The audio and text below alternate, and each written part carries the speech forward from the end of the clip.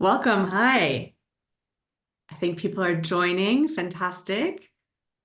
Great to have people coming in. Warm welcome. Thanks so much for joining us for this conversation. We're really looking forward to it. I am Dr. Mary Johnstone-Louis. I'm a senior fellow in management practice at the Said Business School. And we've kicked this webinar series off with our partners at the Smith School for Enterprise and the Environment here at the University of Oxford. And we've also got a really fantastic example of a company who's engaging really directly day to day with some of the issues that we'll be discussing. And so as people are coming in, just a warm welcome from me. And please do, I love that people are already using the chat. If you're here, please go ahead and introduce yourself in the chat. We're always curious to see where in the world our audience is dialing in from. So feel free to say your name, your organization if you'd like, and please do say where you are today in the world. It's fantastic to have everyone joining us. Thank you so much. Brilliant. So the way that we'll run today is that we will work through the next 60 minutes together, really with the opportunity to hear about the UK Transition Plan Task Force from Matt Scott, who is now at the Smith School, as I said, and the UK Centre for Greening, the Oxford Centre for Greening Finance. Apologies, Matt. And we'll have a chance also to hear from Carolyn Ball, who is with Compass Group here in the UK. And Matt, Carolyn, I might just let you guys say a few words about yourselves as well, so the audience has a chance to hear from you. Matt, why don't you kick off? Great. Many thanks, Mary, and great to be here and great to see so many people attending. Really looking forward to this session. So as Mary mentioned, my name is Matt Scott. So I currently lead the Centre for Greening Finance and Investment, which is a multi-university consortium based at the Smith School here in Oxford. And then alongside that, I'm a senior advisor for a number of different organisations, including organisation called Chapter Zero, which is a membership body of board directors who are driving action on climate from the boardroom, and then a few other companies, including having had the pleasure of working with Carolyn a little bit and colleagues at the Compass Group too. And for the last 2 years or so, have had the pleasure of co-chairing the disclosure framework of the UK's Transition Plan Task Force. So I'll talk more to that as the webinar proceeds, but that sort of builds on about a decade or so of things I've been doing to help shape the policy and regulatory landscape. So initially beginning with work at the Bank of England about a decade ago, briefing the then Governor Mark Carney on climate change and helping to set up the Bank of England's climate hub, and being involved with something called the Taskforce for climate-related financial disclosure. So lots of acronyms. And then also leading the UK's green finance strategy, amongst a few other things that I've done. So really excited to share more about the work of the TPC, and particularly excited to be doing it with you, Mary, and with Carolyn. So many thanks for having me along. Thanks so much, Matt. It's a real privilege to have you. So thank you. And Carolyn, over to you. You're bringing this to life day to day. Oh, thanks, Mary. Thanks, Matt. So hi, everybody. Great to be here. My name's Carolyn. As you can see on the screen, I work for Compass Group. We are the largest contract caterer in the world, operating in over 40 countries. I work specifically with the UK and I part of that mothership family. And what I'm going to share with you today is some of the insight into the first iteration of the transition plan, which we released earlier this year. So just a bit of context, which I can elaborate on, Mary, in the segment specifically. But for those of you less familiar with who we are, in the UK, we serve about 214 million meals every year, spanning 6 sectors. And we have about 4,000 chefs helping us to do that, which we affectionately call our climate rock stars. And we really feel very strongly that the scale and the reach we have provide us with an extraordinary opportunity, but also a responsibility to help support wider societal decarbonisation at scale. I've been in the food industry what feels like forever. I love it dearly, and I think we're in for an extraordinary period of transformation.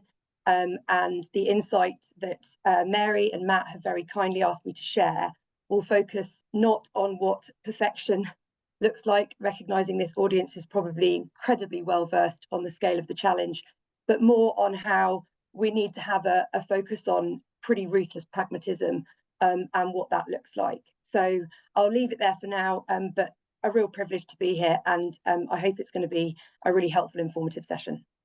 Thanks so much, Carolyn. And I think already this idea of the chefs, the 4,000 chefs across the business, really being seen as climate rock stars, I think that already gives us a real strong sense of what it means to embed this thinking, not just in the kind of processes and operations and disclosure, but into the culture, which I think is, I would imagine many on the webinar understand that this is something that's utterly crucial.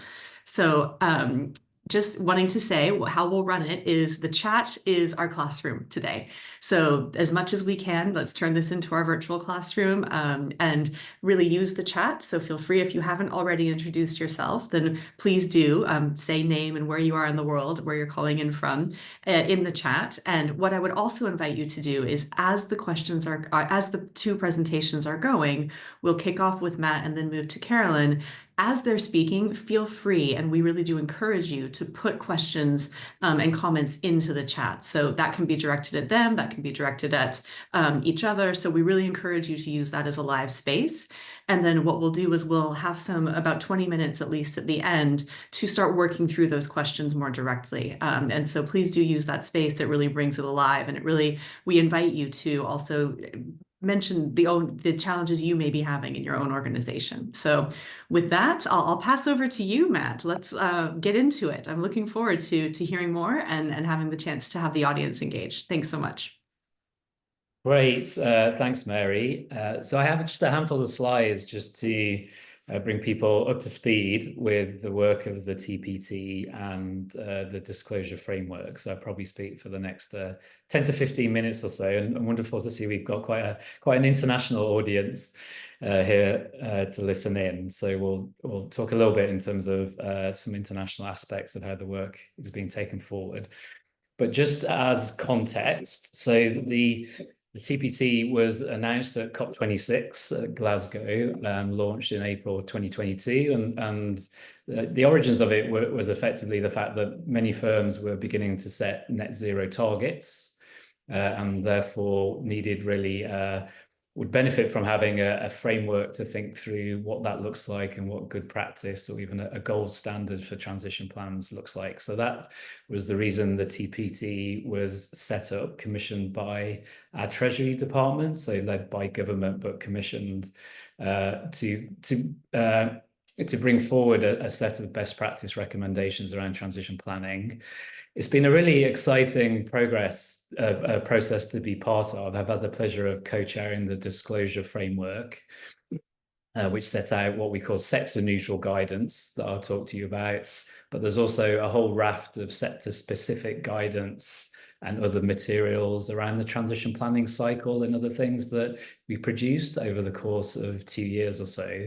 And for me, one of the most exciting things of being part of the TPT is the community that has formed around it. So it was effectively sort of multiple working groups with involvement from civil society, from some of the UK's largest companies, many of which are international, had the regulators and government officials involved as well. So a really cross-disciplinary effort to bring forward the guidance, probably involving over 600 organisations. So something extremely proud to have been part of.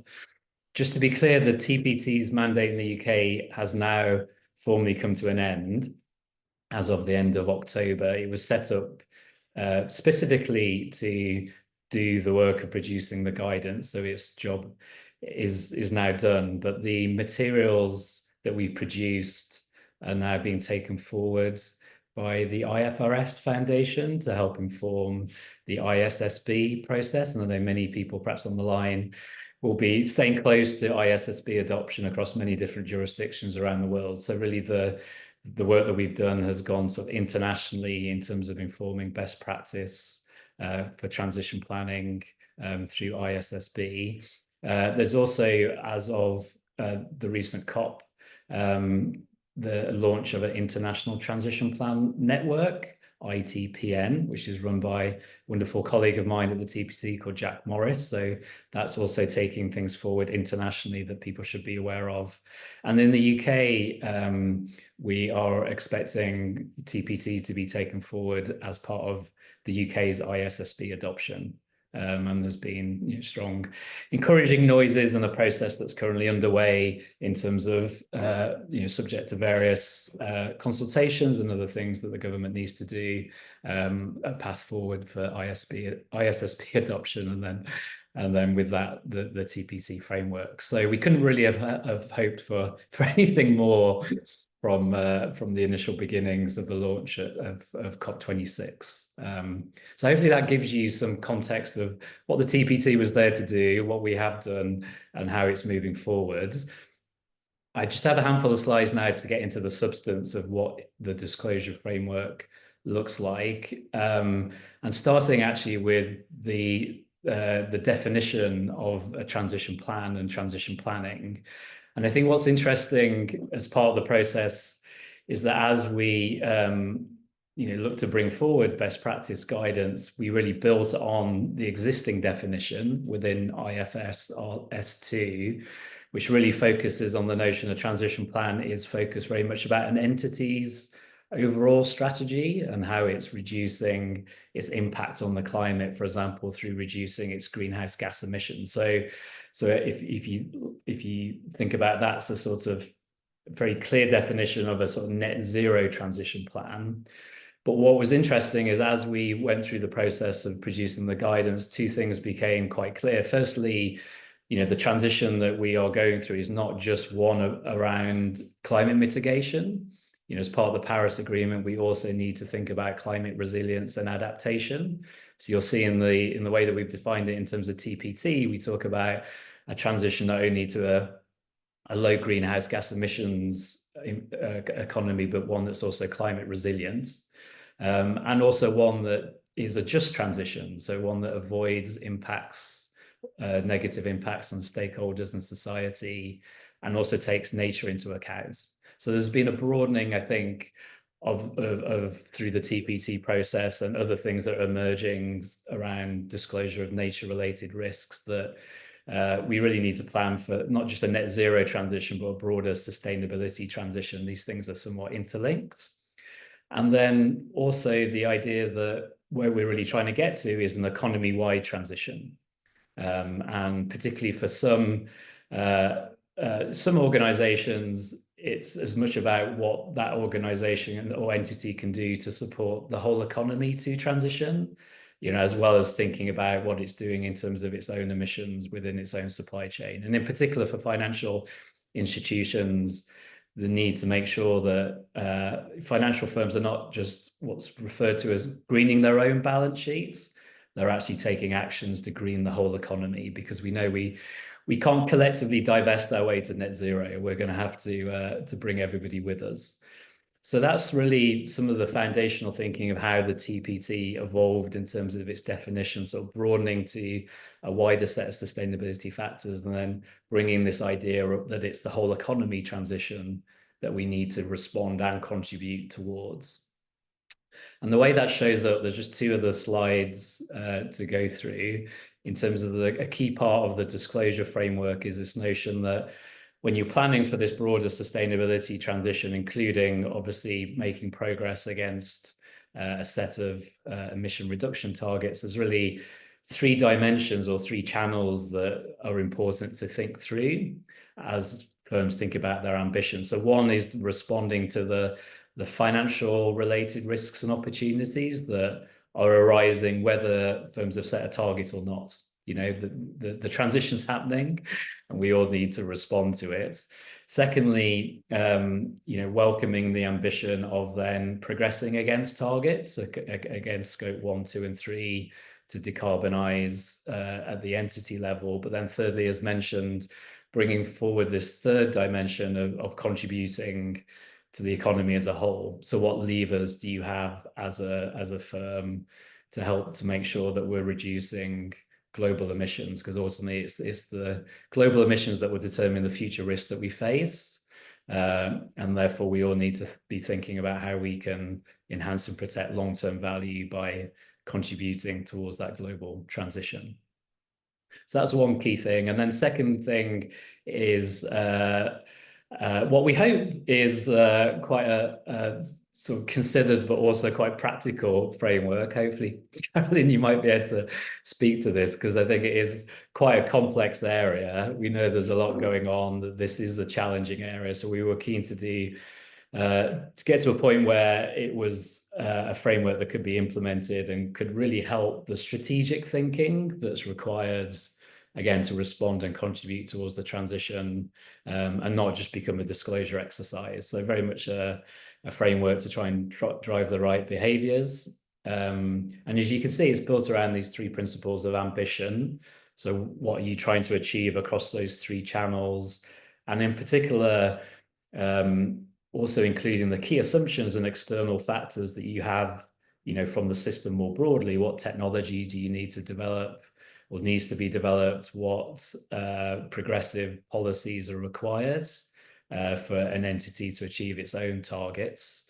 And then going into the action, I think we're all about now getting into action, aren't we? And halfway through this critical climate decade.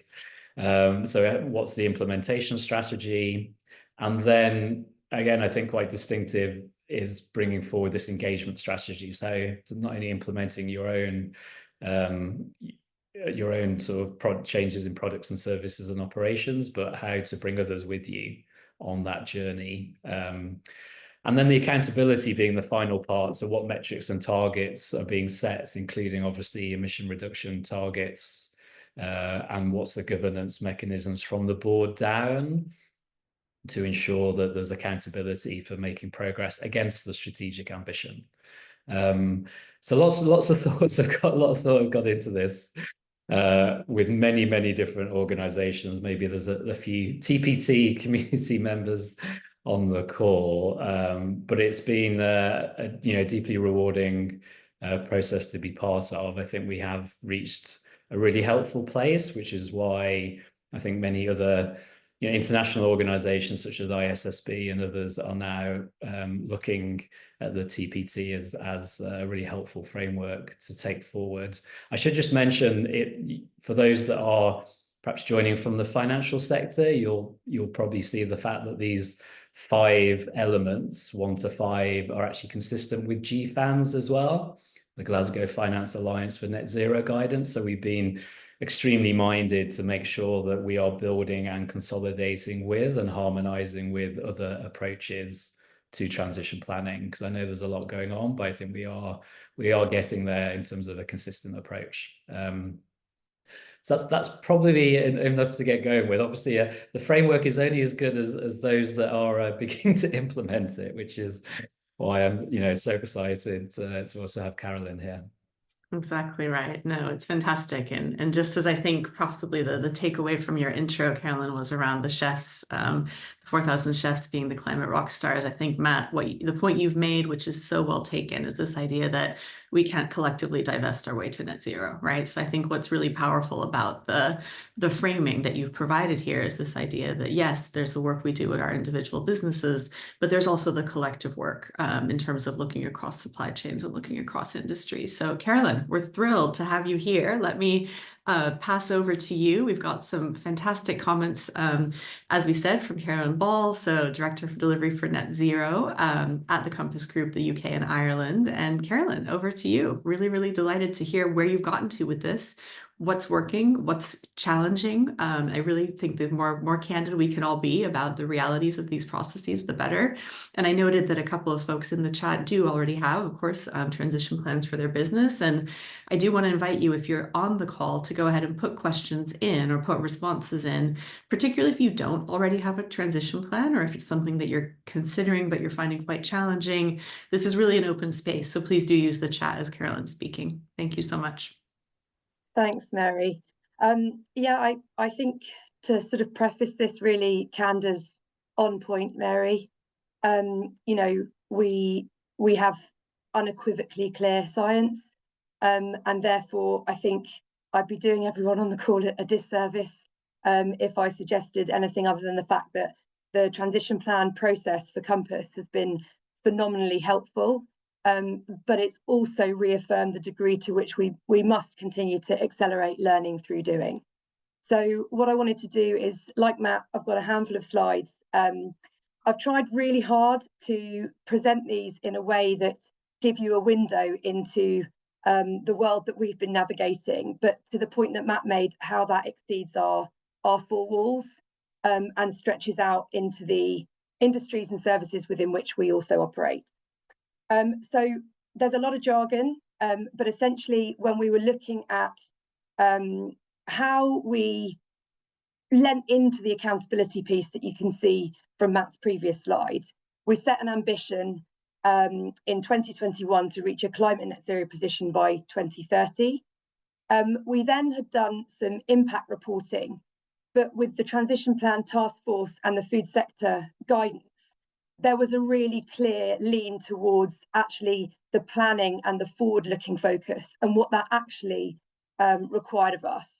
And from an accountability perspective, we also have, like many of you probably on the call can relate to, seen this space radically change from having individual sustainability roles to siloed support functions, to there being a real understanding that transition planning is focused around building operational resilience into the model, and therefore there's a now real clear accountability from our CFO right across the board.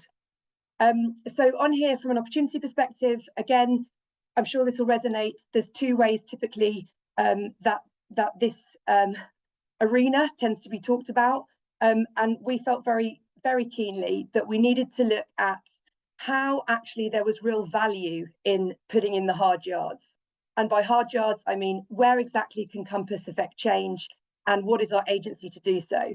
And that led us to look very strategically at the things that we could do and how the real focus on moving from theory to a dynamic commercial landscape could really enlist the wider business, which also led us then to the partnerships piece, which from a Compass perspective, we have over 2,900, and we are engaging a 50,000 strong employee community operating across over 4,000 locations. So there is a diversity which speaks to the fact that we are decentralized by design, and therefore we have both an amazing opportunity and a lot of challenge in making sure that the overarching parameters of the plan that Matt sketched out also have real traction on the ground.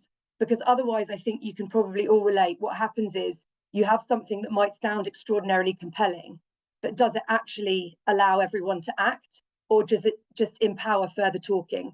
And we need less of that and more impact at scale. And so again, the scale point, which I'm sure as the chat has already started to reveal, the international focus of the audience.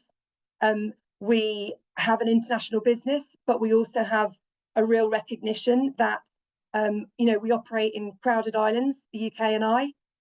There is a political food economy focus, and there are growing geopolitical tensions. So we have to understand the political context in which we operate in order for that operation to have impact at scale. Would you mind awfully shunting on to the next slide, Mary? So I'm going to talk through some of those four headlines, if you like, that Mary had on the previous slide, and leaning into the opportunity very much meant that we had to get down into a greater degree of granularity around the sectors through which we operate. So as I mentioned at the beginning, six sectors and other sort of additional service arms, but primarily what this slide tells you is the degree to which our footprint, which started off as 1.2 million tonnes at our FY19 baseline, splits out into the sectors. So this is about the emissions born out of the business activities that we are responsible for by virtue of partnering stadia and leisure, and also anything from hospitals to schools. It's a real cross-sector of society, which is a huge privilege. You can see some results there based on our reporting through the transition plan, FY23, so scope 1, scope 2, scope 3. Again, I'm sure you'll all be very familiar with the fact that the vast majority of our emissions sit within scope 3. And therefore, the real focus for us has been on navigating how we continue to look at a business which has been in an exceptionally high growth phase and look at the reduction that we can achieve beyond just an emissions focus. And I think, again, I'm sure a lot of you will be able to relate to this. What started off as being a very clear climate emissions reduction focus has necessarily evolved into what transition planning has to look like, much more holistically. And so in all of those sectors, we have varying degrees of agency, from direct agency, where we can do things as Compass, indirect agency, where we have a voice and partnership capability, and influence, where that degree to move things might be a few steps removed, but we still have an opportunity for advocacy if we can deepen the evidence base from which we're talking. If we could go to the next slide. Yeah, let me just, Carolyn, there's a great question from Adam. Oh, Are the compass sorry, I numbers... can't see. Forgive me. No, absolutely. Understood. So Adam is asking, are the compass numbers internal, or do you partner with an external auditing organization? I imagine the latter, but I'll let you respond just for clarification. Absolutely. So in terms of the carbon impact assessment, we collaborated with a UK-based sustainability analytics organisation called Food Steps, and they partnered with us actually in the largest food and drink impact assessment from a carbon perspective undertaken to date. 2.2 million rows of data, 1.7 million of which account for food and drink and cover about 35,000 unique items. And then from a verification point of view, we did have those results for the transition plan verified, and we linked a verification statement at the end. We also disclosed, Mary, the methodology.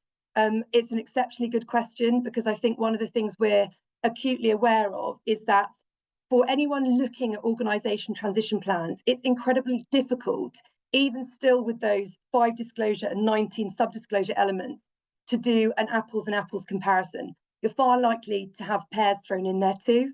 And so we just wanted to be as transparent as we could in showing how we'd come to what the transition plan shares, and also where, you know, we do have the benefit of working with some extraordinarily talented people, and they sit both inside and outside Compass, which I think is really key. Super helpful. Thanks so much. And thanks, Adam, for the question. Yeah, great question, Adam. Thank you. So strategically, you will be familiar with what I call this sort of 3 bulbous diagram that Matt shared. I'm sure he can do a far more eloquent description of it again for you as a recap, but you'll notice the main headlines align fully with what Matt laid out previously. So, you know, how are we going to decarbonise Compass as a business? Where do we get a real insight through navigating what risks and opportunities there are implicit within that transition? And it would be a really hollow victory if we just focused on Compass. So what do we do to ensure that the work that we're doing has applicability and ideally some repeatability across the wider systems change, which we are wanting so much to be a part of? And then in the centre there, you've got the strategic and rounded approach. What you hopefully can see also are little sort of titles underneath each one, which call out the levers. So again, we wanted the plan to be an actual plan, as Matt said, not a disclosure exercise. And so the levers that you can see there in our supply chain, ingredients and operations are the main levers identified where we can model pathways forward and enlist all of the stakeholders across the diversity that I talked about before. I think the other point that Matt referenced with GFANs, and for those who are financially tuned in to the commercial imperatives involved with transitioning any organisation, we needed to make sure that in suggesting to the business where we had agency to change things, there was commercial alignment. And so mapping a strategy in time periods that actually spoke already to a language which any corporate is really fluent in, which is the sort of economic literacy, was really important. So down the left-hand side, you can see how we started to break down the direction of travel and also the actions from a foundation period to the short, medium and long term. And what was in the transition plan, for those of you who have had a chance to have a look, is a roadmap segmented by those timeframes, encouraging us to get much more granular into what we could do and by when. And again, for real clarity, that is a work in progress, and we continue to iterate on the plan already, even though it was only published in February. Next slide, please. I mentioned partnerships. I'm sure everyone listening can already come to mind a number of partnerships that you have successfully enlisted to catalyse real change. And the left-hand side shows the sectors and the organisations that we work with across Compass Group in the UK and Ireland. And on the right-hand side, this is sort of how I like to think of the rubber hitting the road. So if you imagine it as a wheel, you've got the stakeholders around the perimeter, you've got the levers that you saw on the previous slide, and you've also got the sort of objective from expertise and collaboration to sectorised service delivery, resilience and social advancement through the supply chain. And culturally, all of that wraps up into a need to balance financial and societal return. So we are going to be focused as a global organisation on how we enable growth, and how we do that through a fundamentally different way of engaging in extraordinary partnerships is what all of these brands and sectors have been so fundamentally helpful in allowing us to learn how we do that better. So everyone says, and I think it's become quite a cliche actually, you know, we can't do this alone. And so the way that we try and, I guess, rephrase that a little bit so it has some proper punch is that the chance we have to redefine the partnerships that will shape our future are the singular most important opportunity that we also have to use Compass as a real vehicle for change at scale. If we could go to the next slide, please. And with scale in mind, I thought it would just be helpful to pick up on a point that I think Mary made really brilliantly at the beginning, which is that this has to span a recognition that it is systems change we need, not just emissions reduction. And that if we focus only on that in a tunnel vision capacity, or we have too narrow a view of profitability, then all of the changes you can see that are required to product, which is the upstream focus, and all of the changes that are required to services, which is the downstream focus, will not be able to be delivered.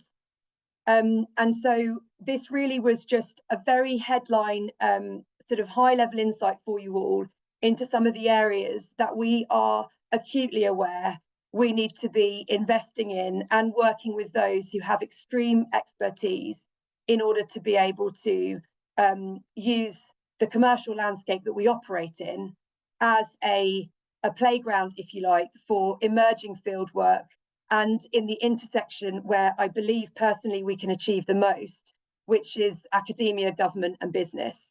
And I think, you know, we've got a lot to learn. We're by no stretch of the imagination perfect. I'm slightly biased in saying we have some wonderfully talented people who I feel genuinely grateful to work with, but we are also mindful that we need to invest in a deeper knowledge, and that we have extraordinary advocates across the globe, and that if we can suck in the innovation and the expertise, then actually we can show how things can happen faster than they have to date, but with a pragmatism that continues to lean into the transparency that I think we need economically and globally. I think I'll leave it there, Mary, but I hope that was helpful. Thank you very much. Brilliant. Thank you so much. No, that's fantastic.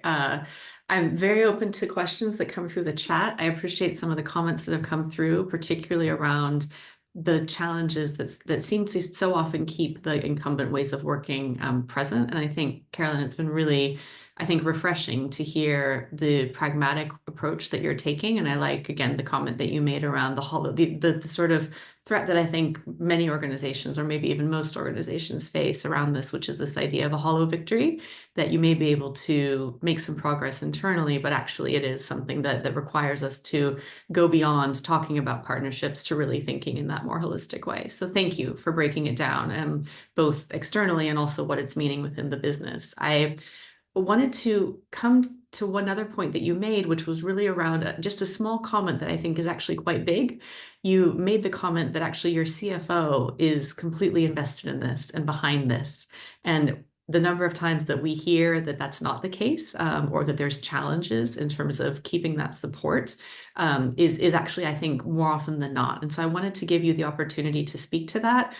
Why was that important? How did it happen? And what advice might you give to organizations who are looking for that kind of support?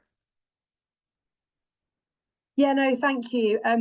You're right. It is a significant aspect of, getting the transition plan to move from something that exists in a document to something that is born through the organization. And I think from a financial perspective, we really need to recognize that we could come up with some wonderful interventions and initiatives, and indeed have done and continue to. But it's no secret that we're a single-digit margin business, Mary, and we have also a responsibility to ensure that we're working with clients in a way that doesn't just focus on the commercial viability of all of this, but it actually indicates where there's some real opportunities to show how we can do this better. And of course, by better, I don't just mean from a moral ambition, but from a commercial ambition to really speak to what I think we all probably have struggled with historically, which is if it lands as something that is either punitive or is going to be inherently reductionist, it is not going to get buy-in. And so by having the forensic attention to detail that comes with any CFO worth their salt, and ours is incredibly bright, that is where we need to be really focusing, because it doesn't matter how brilliant the sustainability team are, if they sit in a siloed central capacity too removed from the operation and the commercial understanding of the business, then that sustainability only becomes fluent to an echo chamber, not to those that hold the purse strings, have the strategic insight that you can't always be expected to have. And so it's recognizing that actually the CFO community is a group of hyper practical and extraordinarily tuned in people that don't need to be necessarily experts, as many on this call might be. They just need to use their job in the way that we have agency to be able to really move the dial. Super. No, really, really, really excellent answer. An excellent question as well. I think, it came from me, but it's also coming up in the chat. So I hope it's capturing what some in the chat are actually trying to signal. There is a really good question in the chat as well from Brianne Lee. So thank you, Brianne, for this question. I'm going to open it up to both of you, actually. So Brianne has asked, specifically with Compass, and maybe Matt, you can answer more broadly in terms of what you've seen. How does Compass, or another company that you've perhaps gotten to know many through the years, Matt, stay focused and not let short-term financial wins distract from the long-term goal? I mean, this is the question that I think organizations grapple with again and again. And so I'd love, Carolyn, if you'd like to start, you kind of build on what you were just sharing, and then perhaps Matt, if you'd like to share some reflections of what you've seen working. And I'll stop the screen share for this portion of the conversation, just so we have an easier way to interact together. Thank you. Yeah, I mean, it's the holy grail of questions. Forgive me, because I can't remember who you said asked it, but Brianne Lee. Brianne. So wonderful question. So we've thought about this a huge amount. We've learned through a lot of the doing that I hope that I've shared. I think it's about really doing two things. The first is that where there is opportunity to evidence, for example, how a change might help mitigate inflationary pressure, for example, those examples do need to be highlighted, shared, and celebrated. But the enlisting of a CFO, for example, and the financial function more broadly is also, I think, around, again, speaking in a mother tongue. So they understand forecasting. They understand what scenario modeling looks like. They might be obviously doing it in pounds and pence, not carbon, for example, but they are, in my experience anyway, extraordinarily helpful when it comes to the sort of fundamental premise, Brianne, which is actually what we do right today is how we'll win tomorrow. So, okay, there's a cost of inaction that I think has been talked about, but this is more around future capacity to profit. Matt talked about risk mitigation and adaptation, but I think it's showing actually how the business has an opportunity to reduce against baseline, but a need to also reduce against growth-related emissions.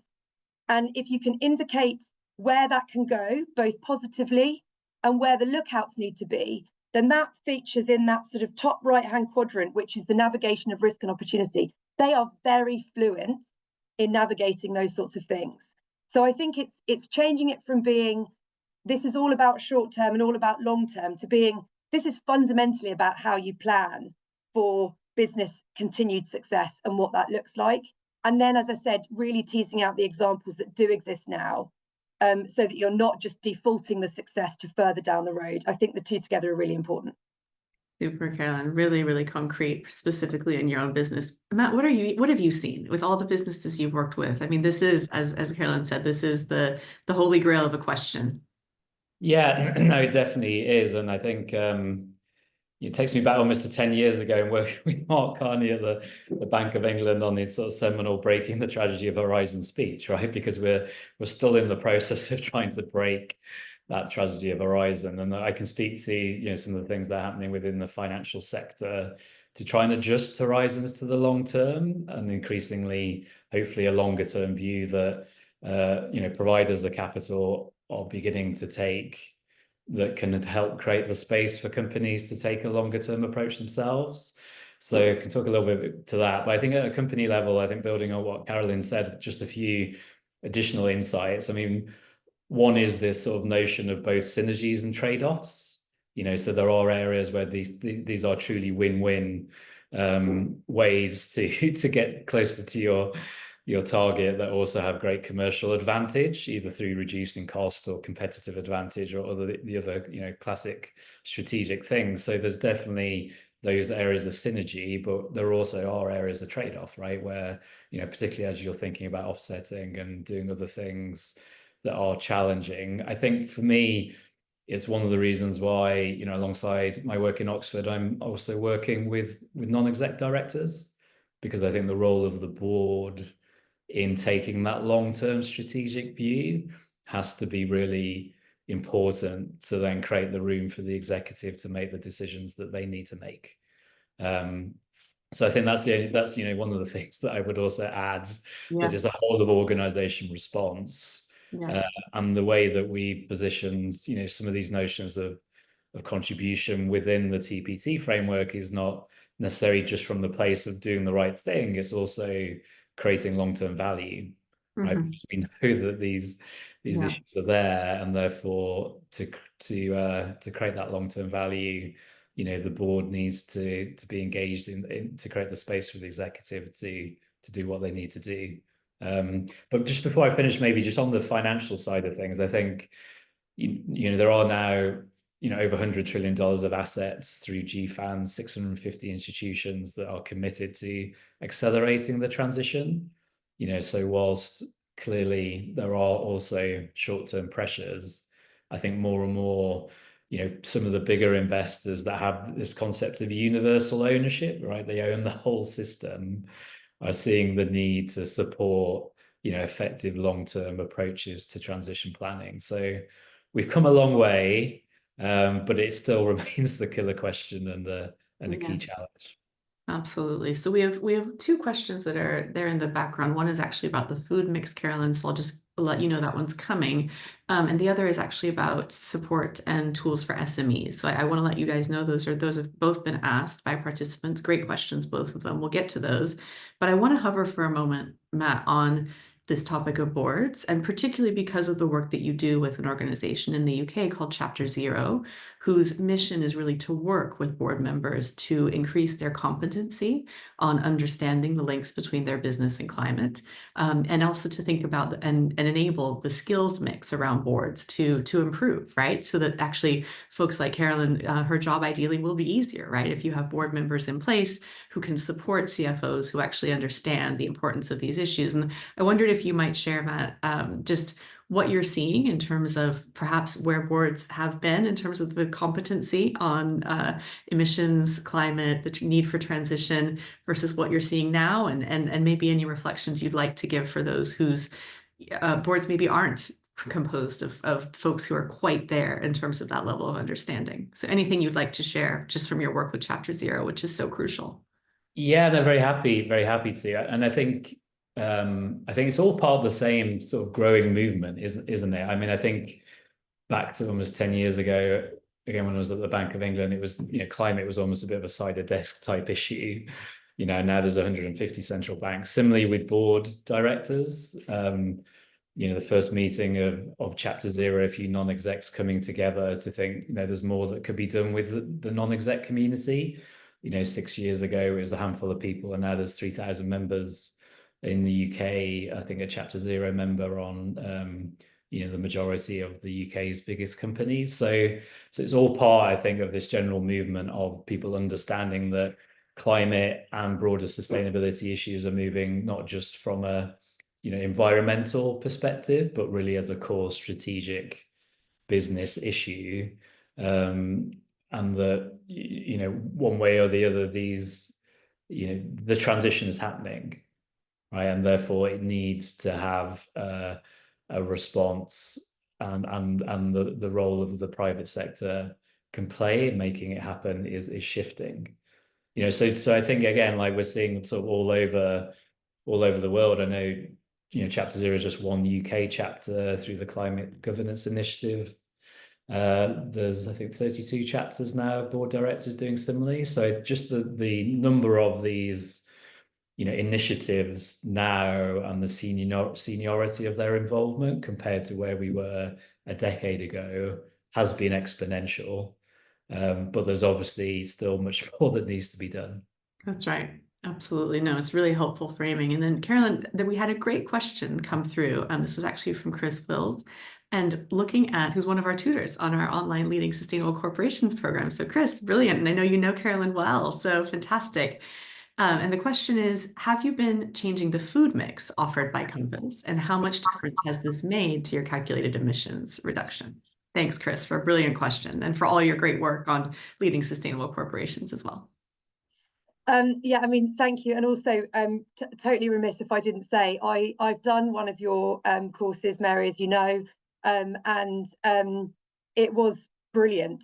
And it actually was before we published the transition plan, and the modules that were part of that very, very much helped. And so to pick up on the question and on some of the work born out of the modules, there was a real clear focus, as I said, from the chefs, the climate rock stars, and the fact that, of course, if you think about ingredients, which is the lever that Chris's question speaks to, obviously in reformulating the recipes, we change the way in which we draw down on food buy, which is our procurement arm.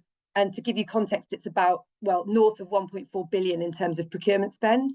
And so it's trying to get the dynamics of the business to work together through a vehicle which everyone enjoys, i.e. what's on their plate. So we analysed about 21,000 recipes with Food Steps, which is the partner that I mentioned. And then we looked at a further subset, which was about 8,000.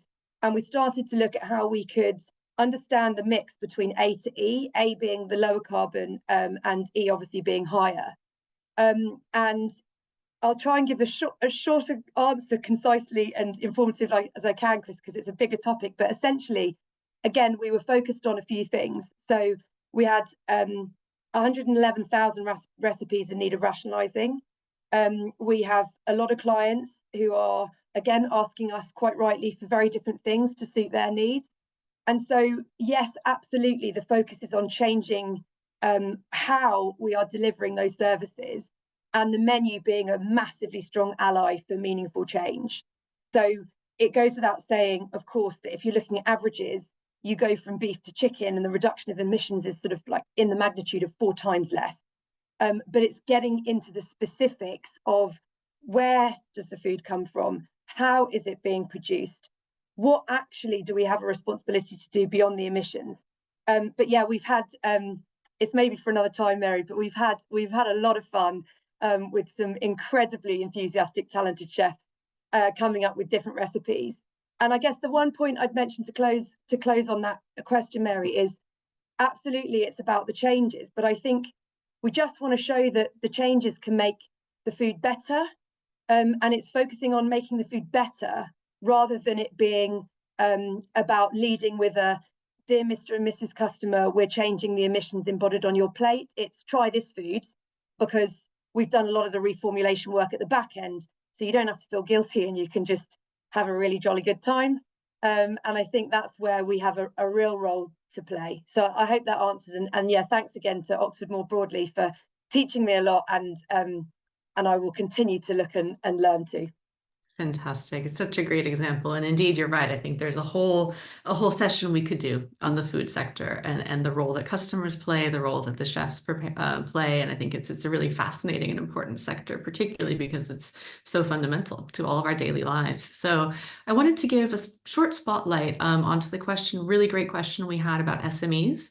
So highly aware that, many of the things that we talk about, if we look at something like Compass, it's hard to see how those would be translated into an SME or a smaller business, or this individual was actually asking about a startup. So I've popped into the chat a resource that I think is a fantastic starting point for SMEs. It's the SME Climate Hub, really, really excellent set of resources there. But I wanted to open up for you both, if you've got anything that you'd like to briefly share on SMEs. And Matt, that might be for you, or it might be Carolyn. I know you've got a lot of SMEs in your supply chain. Yeah, I mean, Matt, do you want to? I know you always have pearls of wisdom, so I don't want to go ahead if you've got them waiting in the wings. I can follow your lead if that's helpful. Yeah, I mean, I think the link you've mentioned in the chat already is a great one. I mean, obviously SME is a hugely important part of the economy. Having been an entrepreneur myself and being part of a startup, can see how that sector is so important. And I think to some extent, many of the solutions that we are going to need are going to come from innovative new companies bringing those forward to market. So it's really, really important. I think hopefully some of the frameworks and materials that have been produced through, for example, the TPT work are equally applicable, at the SME level as well, right? In terms of thinking through how you're navigating the risks and opportunities the transition presents, and then how you're thinking about decarbonising your own operations and contributing more broadly. So I think that way of thinking is, regardless of scale, really, it's just a way of trying to respond and contribute towards the transition that can hopefully be equally powerful for SMEs. But I know, Carolyn, as well, it's an area that we've been engaging a little bit on, and it comes back to this idea of bringing everybody with us, doesn't it, through supply chains and through the economy as a whole, if we are to navigate the transition.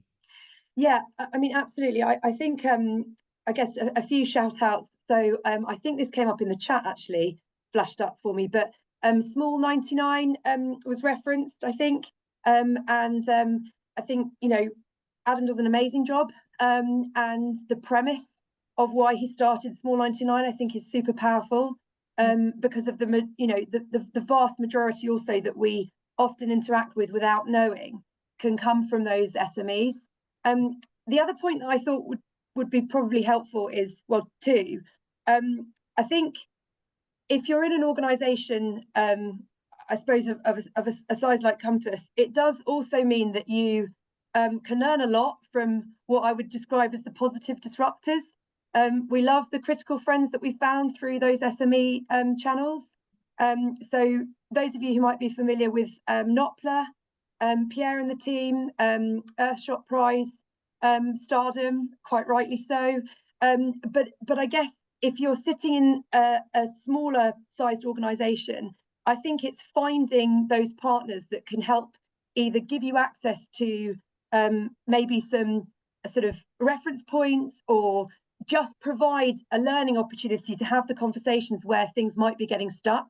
So Mary, it goes back to the candor. If you are in an SME environment and you're getting frustrated, or you feel like things aren't moving, who can you identify with and partner to in order to unlock and crash through some of those ceilings?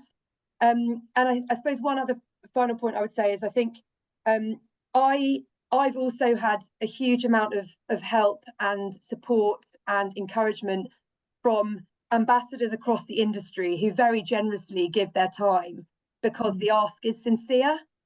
And so if you are listening and you're sat in an organization that maybe doesn't feel as well resourced, or it is always a myth, by the way, that large organizations are always wonderfully well resourced in every department, because we have similar challenges, although obviously in a different forum. But I would say find and reach out to people who you've identified are doing great things. And in my experience, there's radical generosity in those working across sustainability more broadly. So it might not necessarily be that everything fits into a strategic approach, but most certainly, I think there's a huge amount of help from the small 99s of the world, and for people who have been around the block a few times and just very generously give their support. Absolutely, Carolyn. I think both those reflections from both of you are really, really salient. So I also wanted to just pop up some resources that we've put together. I saw there was a question in the chat specifically on energy and the idea that the energy sector does require, like every sector, sector-specific guidance. So good news, it's actually the first of the resources that we've got on the page here. So don't think you'll be able to click on these links, but what we'll do is we will find a way to share them with the teams and make sure that you get them if you've attended this webinar. And the webinar is also recorded. And so this is something that you could look on your spare time, if you will, but also we'll be able to share them with you to make sure that you can actually access these links. We've also got, aside from these aside from these kind of written resources, if you will, we have the opportunity for the online program, which is really exciting. And Carolyn, it is really an honor that you have been part of it, and you've contributed so much through that. And we also have an in-person program, which is actually done jointly between our two schools, so the Smith School and the business school here in Oxford, and also with our colleagues at Oxford Net Zero. And so what I'll do is I'll put this second page of resources up again. We'll make sure that this is shared in a way that you can access, or feel free to screenshot if that's useful for you just at the moment. And then I want to pass over to my colleague Christine briefly, just as we close, so she can tell you all a little bit more about what we have going on in person. Because it's always wonderful to think about how do we bring this off of the virtual world, and I think it's a nice moment for Christine. Thank you so much. Christine, can you hear me okay? Great. Can you hear me? Hopefully, oh, there's actually quite a bad echo. Okay. Christine, given the timing, I might just go ahead and speak to it if that's okay. So this is, as I said, a really exciting in-person program. We just launched our first cohort in October, and we were thrilled that Matt spoke to that cohort and was really able to give them a little bit more in-depth information than is possible here in this webinar format. So if that's something that's of interest to you, the program does have 3 pillars that we think are really key, and I think really are reflected well by the comments that Carolyn's made. So the first pillar is looking at the science. As Carolyn said, it's crucial that we are building our strategic planning and our resource allocation in really science-based ways. And I think that goes far beyond climate, actually. It goes into nature, biodiversity, and I think that's something that many organizations are becoming more and more aware of.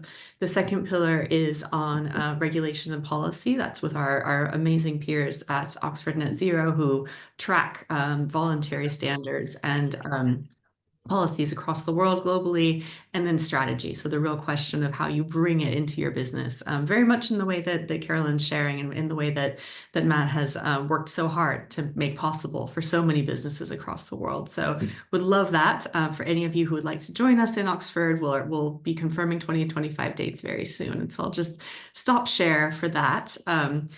And just thank you. Thank you all for coming. I know that there's many questions that we aren't able to get to in this forum, but the webinar is recorded, and please do follow us, because we will be doing more in this series together between the business school and the Smith School. So it really just leaves for me to thank Matt. Matt Scott, it's been fantastic to have you here. Congratulations on really all the work that you've done, that I think has, sometimes gives you the opportunity to hear from people like Carolyn who are bringing it into life, but there's often not that opportunity. And so I hope you've enjoyed this, to see how it's really, really touching down in an organization. And Carolyn, thank you for your candor. I think your real commitment to these pragmatic solutions, and also leaving us with, I think we'll all walk away with the idea of the chefs as climate rock stars as our nugget. So thank you. I really appreciate you guys spending your time. And thank you also to the audience for engaging and bringing your own questions. Thanks so much, everyone. Thanks so much, Mary. Great.